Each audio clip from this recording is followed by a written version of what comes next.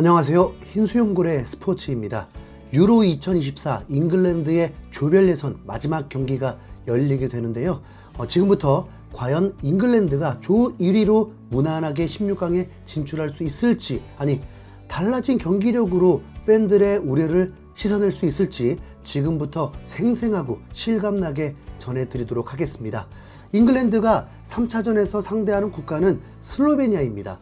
잉글랜드는 FIFA 랭킹 4위이고 슬로베니아는 한국보다도 한참 아래인 57위를 기록하고 있습니다.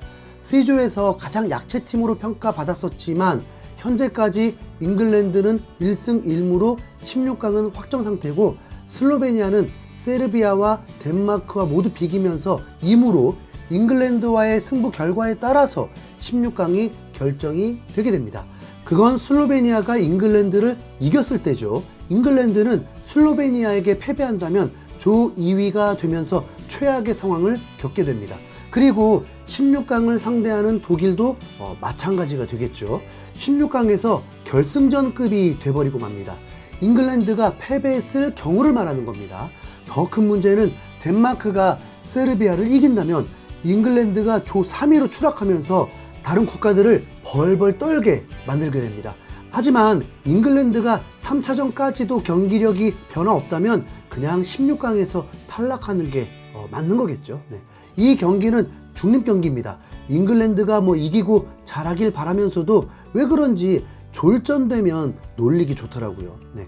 C조는 점수가 매우 짭니다. 경기당 최다 득점이 2골입니다. 한 팀의 최다 득점은 1점입니다. 잉글랜드는 자존심 회복을 위해서라도 57위 팀을 상대로 두들겨야 할 텐데요. 경기 1시간 전 라인업이 나왔을 때는 정말 애매했습니다. 라인업이 전혀 새롭지 않았고 전술도 거의 비슷할 것 같은 라인업이었습니다. 픽포드, 워커, 스톤스, 게히, 트리피어, 갤러거, 라이스, 벨링엄, 사카, 케인, 포든이 선발 출전했습니다. 사우스게이트 감독의 의중은 아마도 세 번째 경기 정도면 선수들끼리 호흡도 맞고 조직력이 나아졌을 것이다 라고 판단한 듯한데, 글쎄요, 우선 앞서 D조가 먼저 경기가 있었는데 대회가 이상하게 흘러가고 있습니다. FIFA 랭킹 2위인 프랑스도 졸전 끝에 폴란드와 1대1로 비기면서 조 2위로 확정이 되었고, 복병 오스트리아가 네덜란드를 3대2로 승리하면서 네덜란드는 조 3위로 추락하고 오스트리아가 조 1위로 올라가 버렸습니다. 그럼 잉글랜드는 16강에서 네덜란드와 만날 수도 있게 됩니다.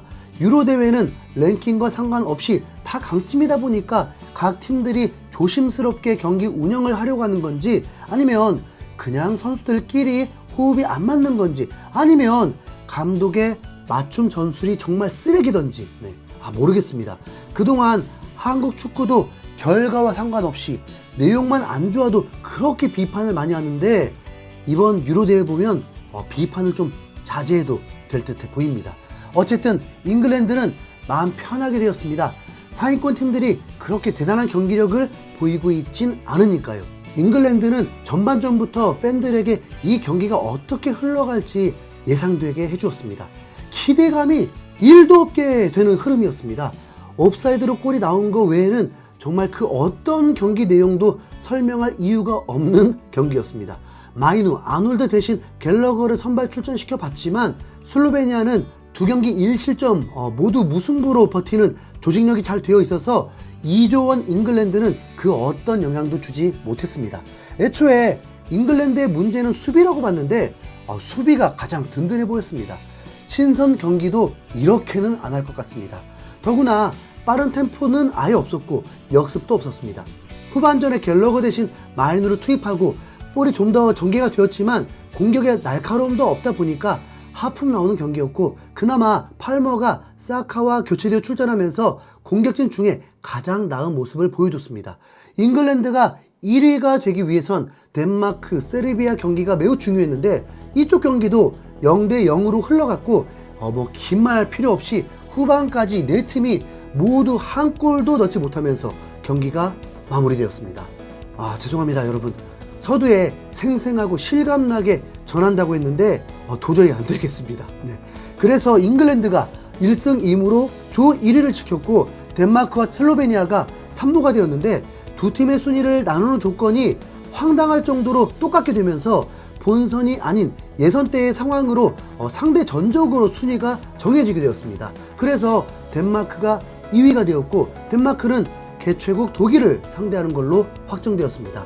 잉글랜드 슬로베니아 경기 종료 휘슬을 울리는 순간 잉글랜드는 담담했고 슬로베니아는 극적인 16강 진출 확정에 선수들이 그라운드로 뛰쳐나오고 마치 잉글랜드를 이긴 듯 기뻐했습니다.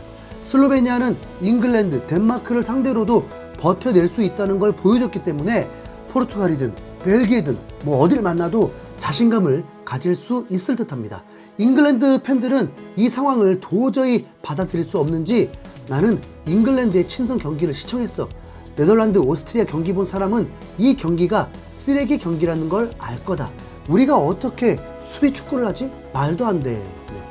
그리고 무리뉴 감독은 앤서니 고든이 벤치에서 하품하는 장면을 움짤로 보여주면서 지금 영국에 있는 모든 사람들이 이 모습이라고 놀리기도 했고 한 팬은 경기 전에 잉글랜드의 승리를 확신하면서 그렇지 않으면 10명을 뽑아서 50파운드를 주겠다고 해버렸습니다.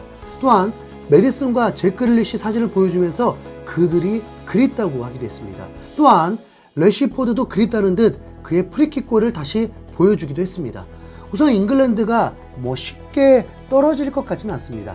덴마크에게 심하게 당했을 때도 중거리 슛 원더골 외에는 잉글랜드를 뚫지를 못했거든요. 왠지 이러면서 계속 올라갈 것 같다는 느낌이 좀 들더라고요. 경기 종료 후에 케인은 경기장을 돌면서 팬들에게 감사하다는 박수를 계속 쳐줬습니다. 그러니까 1위에 만족한다는 걸까요? 글쎄요. 16강에서 네덜란드, 벨기에를 만날 수도 있거든요. 잉글랜드가 속한 C조는 분명 강팀들에 비해서 약했기 때문에 이제 16강부터는 정말 강팀들을 만나게 될 상황입니다. 그러면 좀 더 달라질 것 같긴 합니다. 잉글랜드가 먼저 얻어 맞아본 적이 없거든요.